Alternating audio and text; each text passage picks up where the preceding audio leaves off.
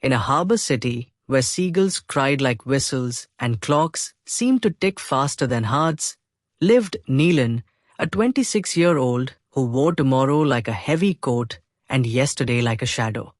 His mind rushed ahead, tripped behind, and never quite arrived where his feet were. He visited an old weaver named Appa Suri, famous for cloth so soft it felt like a sigh. "Teach me how to calm my storm," Nilan pleaded. "I can't sleep. I keep replaying the past and rehearsing the future." Appa Suri smiled and placed a single golden thread in Nilan's palm. It was fine as sunlight, lighter than a feather.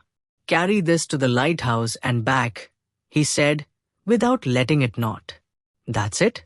Nilan asked. "That's it," Appa replied. "Walk through the market, by the shore, up the lighthouse steps, and return. Don't let the thread tangle." Nilan set off. The market was a loud rainbow, vendors singing, spices drifting, children threading between baskets.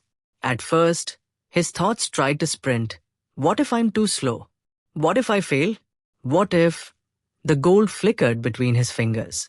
He paused, took a single breath, and watched the thread settle like a small sunbeam. Step by step, he learned to move with the thread. When a cart rattled past, he softened his grip.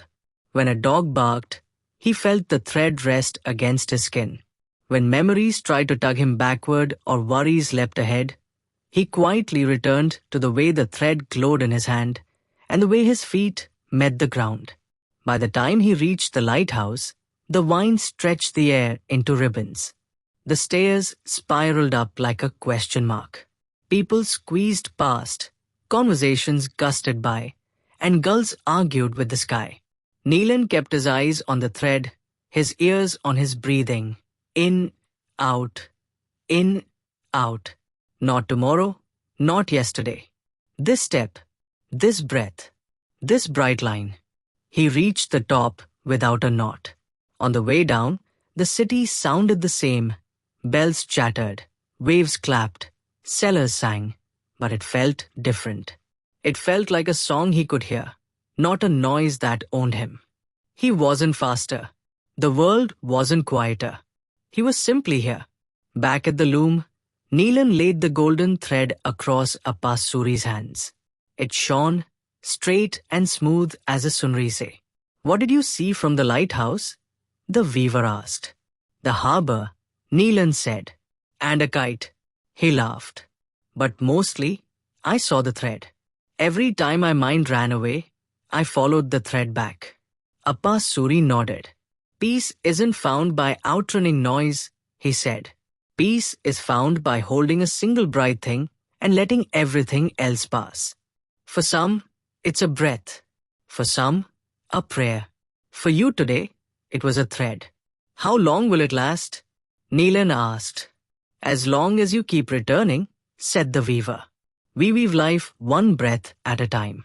When you make a knot of regrets and worries, don't yank. Soften. Start again. The present is a gentle place to begin." Nilan left the shop and walked home the same way he came.